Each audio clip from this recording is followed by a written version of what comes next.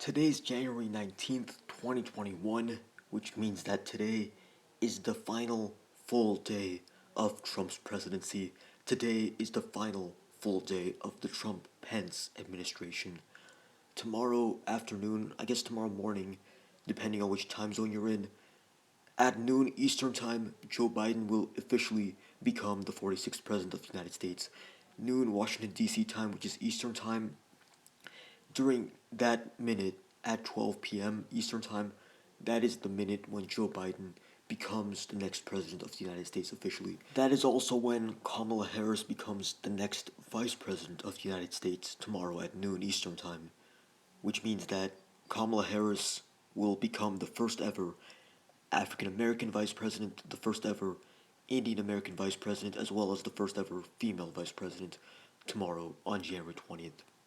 So, today, since today is the last full day of the Trump administration, today is the last day ever where President Trump is still president of the United States. Tomorrow he is still president. He'll still be president for the first few hours of tomorrow, but tomorrow at noon Eastern Time or 9 a.m. Pacific Time, I guess if you live on the West Coast, it would be at 9 a.m., so you'd have to wake up a bit earlier for that, but at that time tomorrow, that's when the inauguration of Joe Biden as the 46th president and Kamala Harris as the 49th president, it'll officially take place at that time tomorrow.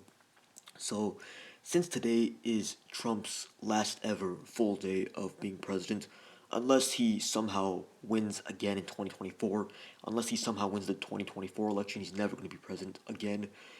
There is a chance that he could run in 2024, but first of all, he has to not get arrested by then because apparently there's many different things where that he could potentially be arrested for, so he needs to not get arrested first of all. Also, he needs to win the Republican primaries. Now, before January 6th happened, I would have said that he had a pretty good chance of winning the Republican primaries in 2024, but I think a lot of Republicans that previously supported Donald Trump no longer do so. You can see in the most recent polls taken of Trump's approval rating, his approval rating has significantly gone down since the beginning of January because of what happened on January 6th. And a lot of Democrats already hated him, so the reason why his approval rating went down was because a lot of Republicans who previously supported him no longer did after what happened 2 weeks ago on January 6th. I guess for many Republicans who aren't that far right but are more moderate, the Capitol Hill riots, that was basically the final straw for them because they saw how far Trump was taking things, especially with his election denial, and because it went that far, a lot of Republicans stopped supporting Trump. So I think that if Trump hadn't denied the results of the elections for 2 months straight, he would have had a better chance of winning in 2024 because his legacy wouldn't have been as tarnished and he wouldn't have been as disliked, especially by Republicans, because a lot of Republicans don't like him now. The people that are further right probably still like him, but most people do not approve of him. In many polls that have been taken recently, Trump's approval rating is in the low 30s or high 20s, which is the lowest it has ever been throughout his entire presidency. This is actually right around what George Bush's approval rating was at the end of his second term back in 2008, late 2008, early 2009. But unlike Bush, Trump only had one term as president. So I would like to briefly talk about some of the things that happened during Trump's presidency, some of the most important events, I guess, that happened in that 4 year time frame, and even maybe even before that, ever since he started running for president back in 2015.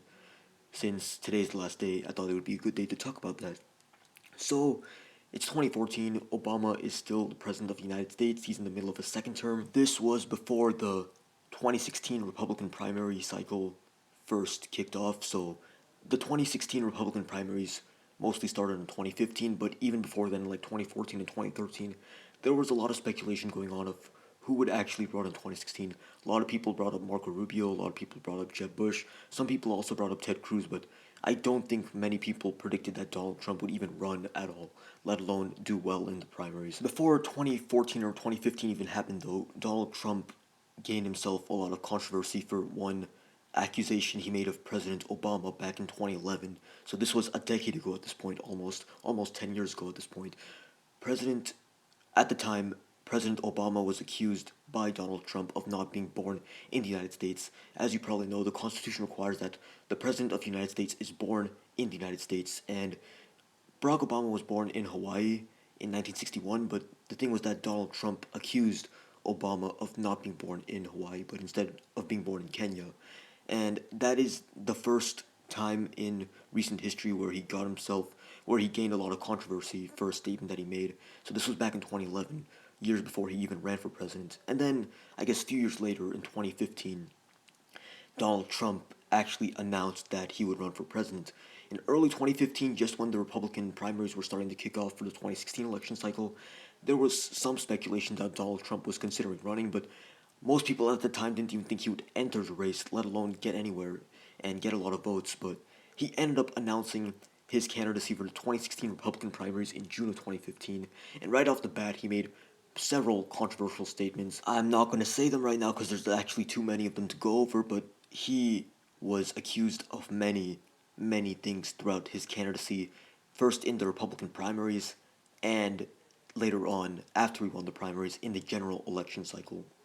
So, Donald Trump, he declares his candidacy June of 2015, and shortly afterwards he skyrockets in the polls, and he, for a large portion of the 2016 Republican primary cycle, he was in first place in most of the polls. At one point, Ted Cruz was ahead, I think, and Marco Rubio and Jeb Bush were also somewhere there.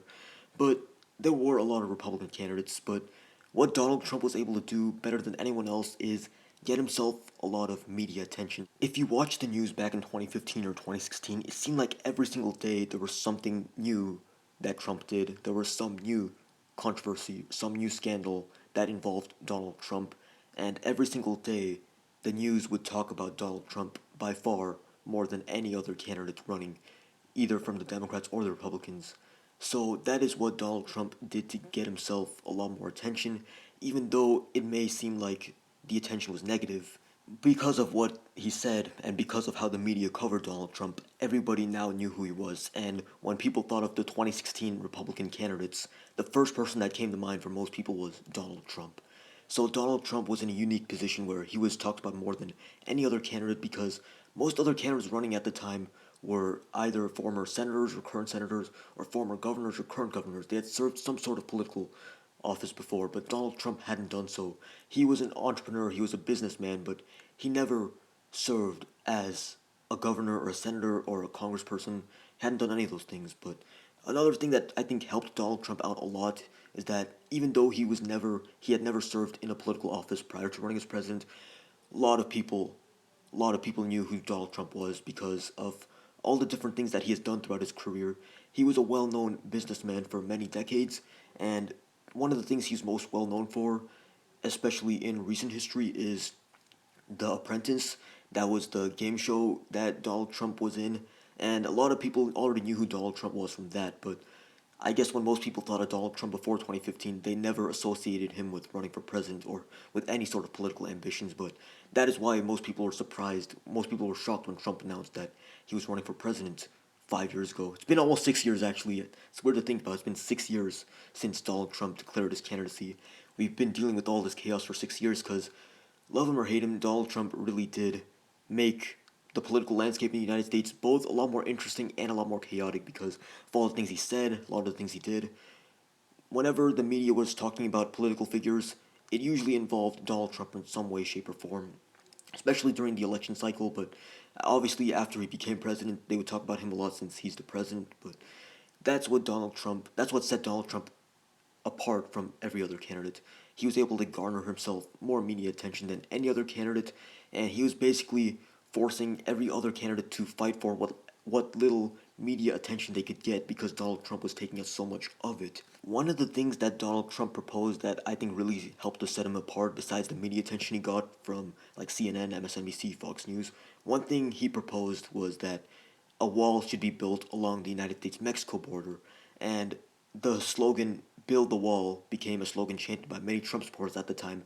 I think slogans like that and like other things that Trump proposed, that is what really helped him win the presidency. I talked about this many times on my channel, but in 2016, a lot of people thought that Hillary Clinton had the 2016 presidential election in the bag because Trump said so many controversial statements that a lot of people thought that he had no chance of winning the presidency and that it was game over, game set match, Hillary Clinton's going to win. But the thing is that websites like 538.com still gave Donald Trump a 30% chance of winning the presidency before the day before the election. So Donald Trump winning the presidential election isn't as crazy as many people think that it was. For most people, though, Donald Trump becoming the president of the United States, that came out of nowhere. Most people were completely shocked on election night or the morning after if they went to sleep before the election was called for Trump.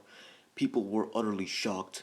Most people had no idea that would happen. Even a lot of Trump supporters did not think that Donald Trump would actually win and that he had a pretty bad chance of winning the presidency because he made controversial statements like every week, and every single poll, almost every single national poll, showed Hillary Clinton up by a couple of percentage points, but that measured the popular vote, not the Electoral College. Donald Trump actually lost the popular vote, but he still won in the Electoral College, and that's why he was able to become the president. Even then, most people were completely shocked by this. Most people were even shocked by Donald Trump winning the primaries, but I guess for a lot of people that was less shocking than him winning the general election. I will say this though. The day before the 2016 election, I remember somebody asked me, who do I think is going to win? And I said, it might be Trump.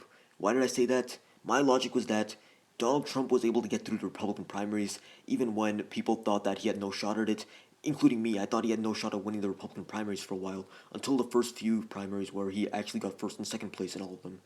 But after that, I realized that I shouldn't underestimate Donald Trump, and he's actually pretty capable of doing well in elections. And I thought, Donald Trump is always able to pull through these sorts of situations, so he's probably going to pull through one more time. I think that Donald Trump's going to win, and I guess I was actually correct about that the day after Donald Trump ended up winning the presidential election because he was able to flip three swing states, Michigan, Pennsylvania, and Wisconsin, that had mostly voted for Democrats in previous election cycles. Donald Trump became the president of the United States on January 20th, 2017, which was just under 4 years ago at this point. Tomorrow it'll be exactly 4 years since Donald Trump became president, since a presidential term is 4 years long. And throughout the first 3 years of 2017, I actually thought that Donald Trump had a good chance of winning a second term. Up until early 2020, I thought that Donald Trump had a good chance of winning a second term. In 2017, some of the most controversial things I remember him doing was him firing the FBI director James Comey, and then that was in May of 2017, or April, May of 2017, so that was only after a couple months as president. But later on that year, in August of 2017, after the Unite the Right rally took place in Charlottesville, Virginia, and one person unfortunately died as a result of that violent rally, Donald Trump made the statement that there were good people on both sides. And that was another point in time in 2017 where Donald Trump got a lot of controversy surrounding him because of that statement that he made. Because the Unite the Right rally was organized by far right Donald Trump supporters, and a lot of these people they held racist beliefs. Many other things happened throughout the first 3 years of his presidency from 2017 through 2019. Donald Trump did have a lot of controversy surrounding him in that time period. It seemed like almost every week there was some new controversy surrounding him, even during his presidency, even after the election. And I will admit, I didn't really pay much attention to the news until September of 2019 when the Democratic primary started to kick off. I really wasn't into politics much at the time. I did pay a lot of attention to the 2016 Democratic primaries and Republican primaries, as well as the 2016 general presidential election, but after that, I didn't really pay much attention to politics or the news from early 2017 all the way up until late 2019. Keep in mind, when the 2016 election was going on, I was still in middle school, so I was a lot younger back then. That was many years ago. And for most of Trump's presidency, I was in high school. I'm just now finishing up high school. I guess I will be finishing up high school under President Biden, which is pretty interesting to think about how I've spent almost my entire high school career under President Trump. Every single day of high school up until tomorrow will have been spent under President Trump, as well as the last few weeks of my middle school career. That's all under President Trump, but during most of that time, I did not pay much attention to the news. I did not pay much attention to politics, but right after, or I guess not right after, but soon after I started paying attention to politics, started paying attention to what was going on in the world and in the United States, that is when all sorts of crazy events like Trump's impeachment the first time, the COVID-19 pandemic, the 2020 Democratic primaries, protests in the summer because of the killing of George Floyd, and then the 2020 general elections, and then lately the Capitol Hill riots. So much has happened that I'm gonna make a part 2 of this video tomorrow.